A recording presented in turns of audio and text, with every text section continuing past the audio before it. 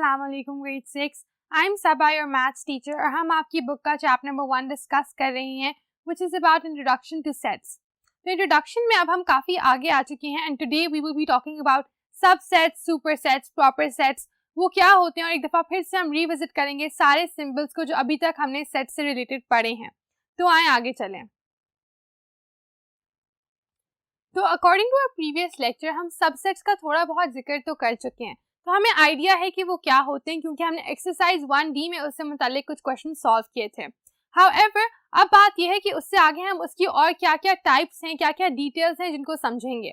So we will learn more about subsets, sets के आपस में क्या रिलेशनशिप्स होते हैं, उनको किस तरह से कॉरेस्पॉन्ड कराया जाता है, उस सब के बारे में इस लेक्चर में हमने बात करनी है। सबसे पहले a definition of a subset. If each element of set A is also an element of set B, then A is a subset of B. इसका क्या मतलब है? इसका मतलब है कि अगर A में जितने भी एलिमेंट्स हैं वही सारे एलिमेंट्स B में भी हैं तो A जो है B का सबसेट है। इसकी एग्जांपल देखते हैं। So looking at this example, आप देख सकते हो कि A जो है उस सेट में आता है 4, 5 and 6, जबकि सेट B जो है उसके अंदर 1, 2, 3 and all the numbers till 9 आते हैं। 1, 2, 3, 4, 5, 6, 7, 8, 9 अगर सेट B में आ रहा है तो इसका क्या मतलब है? इसका मतलब ये है कि सेट A के अंदर जो 4, 5, 6 हैं वो सेट B में भी हैं, लेकिन सेट B जो है उसमें और भी कई नंबर्स हैं। ऐसे नंबर्स हैं जिसको हम अब कह सकते हैं कि वो सेट A का हिस्सा नहीं है। तो इस वजह से हम कहेंगे कि क्योंकि A वाले सारे एलिमेंट्स जो हैं वो B में मौजूद हैं, A इसलिए सेट B का सबसेट है। ठीक है, Why? Because A के सारे एलिमेंट्स जो हैं वो सेट B में भी हैं and that is why A जो है B का सबसेट है। So A is a subset, उसका सिंबल यूं दिखता है। If you can't see it clearly, it should look like this। ठीक है, और ये जो है A फिर सबसेट हो गया B का। क्यों? क्योंकि जो 4, 5, 6 सेट A में है वो सेट B में भी मौजूद हैं। So that is basically a definition of subset। अब दूसरी बात हम करेंगे प्रॉपर सबसेट के बारे में। ये थोड़ा मुख्तलिफ है। ये क्या है basically? If every element of A is an element of B and at least one element of B is not an element of A, then it is a proper subset of B. Then A is a proper subset of B. क्या मतलब है इसका? इसका मतलब ये है कि अगर A के जितने भी एलिमेंट्स हैं वो सब के सब B का हिस्सा हैं, लेकिन B का कोई एक ऐसा एलिमेंट है जो A का हिस्सा नहीं है, तो क्या होगा? तो फिर A जो है एक प्रॉपर सबसेट हो जाएगा B का। ऊपर वाले एग्जांपल को भी हम इसमें देख सकते हैं कि देखें 4, 5, 6 जो हैं वो B का हिस्सा तो हैं, लेकिन B में ऐसे बहुत सारे एलिमेंट्स हैं जैसे कि 1, 2, 3, 9 जो A का हिस्सा नहीं है। क्योंकि B में वो एलिमेंट्स नहीं है जो A का हिस्सा है, इस वजह से A जो है फिर वो प्रॉपर सबसेट बन जाता है B का। यहाँ पर एग्जांपल देखें, X में क्या है? 2, 3, 4 and 5 और Y में 3 and 4। तो Y जो है अगर आप उसको देखें 3 and 4 है उसमें, जो कि X का भी हिस्सा है, राइट? लेकिन X में 2 है और 5 है जो Y का हिस्सा नहीं है। बिकॉज X में ऐसे एलिमेंट्स हैं जो Y का हिस्सा नहीं है, इस वजह से Y जो है एक प्रॉपर सबसेट है X का। ठीक है, तो हम इसको इस तरह से शो करेंगे। इसका सिंबल सिर्फ ये है, there is no line underneath it. तो प्रॉपर सबसेट का जो सिंबल है वो इस तरीके से है।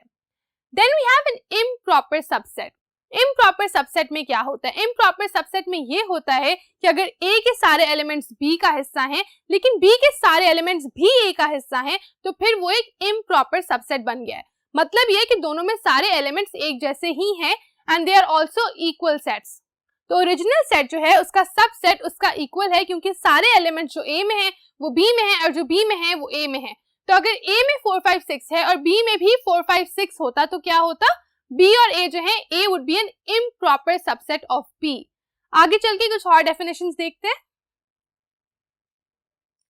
Now here we have the definition of a superset। Superset contains all the elements of a smaller set। अब वो सेट जिससे सबसेट बनाया गया है, ठीक है, उस सेट में सारे के सारे नंबर्स हैं और फिर उसका सबसेट है, ऐसे सेट को हम सुपर सेट कहते हैं। अगर इसकी एग्जांपल आप मेरे साथ देखें, A में क्या है? 1, 2, 3, B में क्या है? 1, 2, 3, 4, 5। तो इससे हमें वाज़ेह हो गया है कि सेट A सेट B का सबसेट है। A is a subset of B। लेकिन फिर बी क्या है?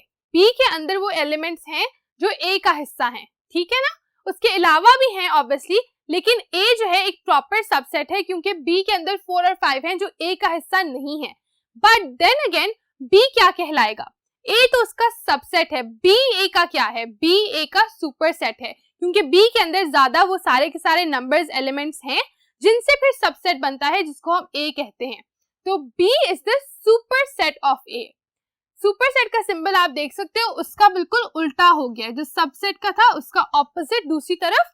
सो B is the superset of A. यहाँ पर ए जो है आप देख सकते हो subset of B, B superset of A. इधर भी अगर आप देखो बी सुपरसेट ऑफ ए, क्योंकि ये सिंबल जो है बैकवर्ड्स उस तरह से आप पढ़ सकते हो। ये हो गई सुपरसेट की definition. Next we have a power set. Power set. A power set contains all the subsets that can be created from the original set. Power set एक ऐसा सेट होता है जिसके अंदर वो तमाम सबसेट्स हों जो किसी सेट से बनाए जा सकते हों। अगर आप देखो सेट ए है, ठीक है, 1 2 3 एलिमेंट्स हैं इसके अंदर सिर्फ ये 3 एलिमेंट्स हैं, उससे कौन कौन सा सबसेट बन सकता है? जितने सबसेट्स इससे बन सकते हैं ना, उन सबको जब आप एक सेट में कंबाइन करते हो हम उसको कहते हैं पावर सेट।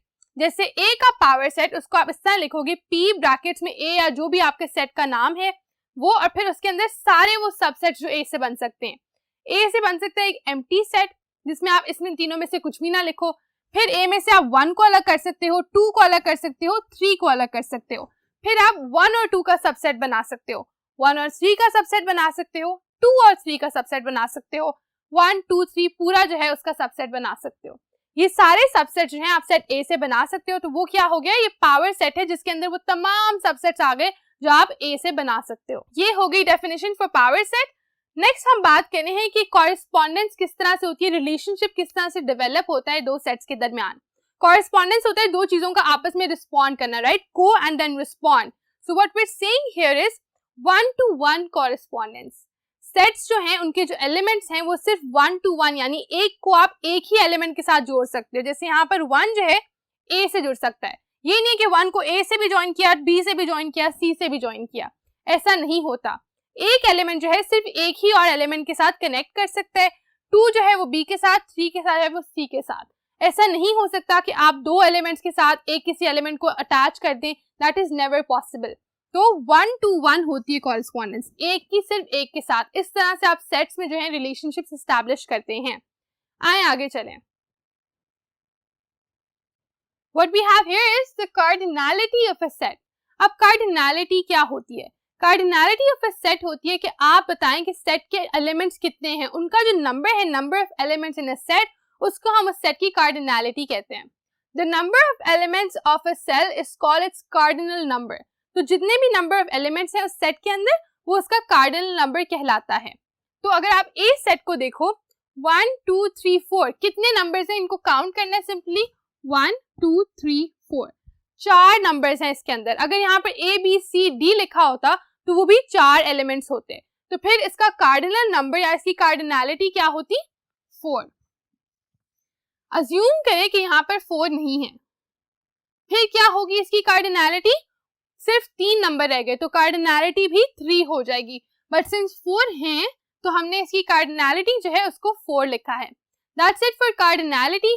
अब इससे पहले कि हम इस लेक्चर को क्लोज करें और आपकी एक्सरसाइज 1E बिगिन करें, एक दफा रिव्यू कर लेते हैं कि हमने कौन कौन से सिंबल्स जो हैं इस चैप्टर में, इस लेक्चर में अंडरस्टैंड किए हैं। सबसे पहले ये वाला सिंबल, वेरी इजी। ये क्या होता है? इसका मतलब होता है इक्वल।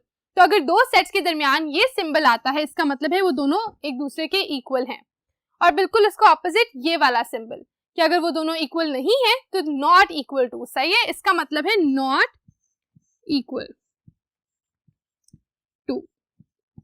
उसके बाद ये क्या है? This is for equivalent. अगर दो सेट्स जो हैं इक्विवेलेंट हैं लेकिन इक्वल नहीं है तो आप उनमें या तो 3 लाइंस ड्रॉ करेंगे या फिर आप एक कर्व्ड लाइन ड्रॉ करेंगे। इक्विवेलेंट क्या होता है? वो जिनके नंबर जो है मेंबर्स के वो सेम हो, एलिमेंट सेम नहीं है लेकिन अगर एक में 3 एलिमेंट्स हैं तो दूसरे में भी 3 एलिमेंट्स हैं, ऐसे सेट्स को हम इक्विवेलेंट कहते हैं। फिर है 4, ये वाला जो एलिमेंट का साइन है ये होता है एलिमेंट। आप शो करते हो कि A is an element of set B, ठीक है। इस तरीके से क्या होगा कि ये जो है एलिमेंट शो करने के लिए आप दिखाते हो। Not an element of. जब कोई चीज किसी सेट का हिस्सा नहीं होती तो हम कह देते हैं कि वो एलिमेंट नहीं है। तो अगर यहाँ पर आप देखो 2 इज एन एलिमेंट ऑफ ए, हम इस तरह शो कर सकते हैं कि 2 इज एन एलिमेंट ऑफ ए, लेकिन यहाँ पर 7 नहीं है तो हम कहेंगे 7 is not an element of A. इस तरीके से आप element and not an element के साइन को इस्तेमाल कर सकते हो। 6th है ये आपका एम्प्टी सेट या फिर जिसको नल सेट भी कहते हैं। नल और एम्प्टी क्योंकि खाली होता है, इसके अंदर कुछ भी नहीं होता, ये है खाली सेल का सिंबल। फिर है हमारे पास 7 इज अ सबसेट ऑफ, तो यहाँ पर सबसेट का सिंबल आप देख सकते हो, इट लुक्स लाइक दिस, जो हमने अभी अभी प्रैक्टिस भी किया है काफी जगहों पे। एंड देन 8 ये जो है प्रॉपर सबसेट, इसकी भी हमने बात की है आज। इन दोनों को अगर आपको कंफ्यूजन है अभी लेक्चर में थोड़ा सा रिवाइंड करें और देखेंगे प्रॉपर सबसेट और सबसेट में क्या फर्क होता है। एंड देन लास्टली ये आपको सेमीकोलन, ये डैश जो है इसका मतलब होता है टू अप्लाई कि ये चीज इस तरीके से है, ठीक है, x इज सच एज, ठीक है, उस तरीके से हम इनको यूज करते हैं जब हम बताते हैं कि x की वैल्यू क्या होगी, x के बारे में स्टेटमेंट क्या होगी। We've used this certain times in your text book in this chapter. तो अब इसके साथ हमारा आज का लेक्चर जो है वो खत्म होता है। अगले लेक्चर में हमने एक्सरसाइज 1E को करना है, काफी सरली मिलकर उसको साथ में सॉल्व करेंगे। Until then, take care of yourselves. Allah Hafiz.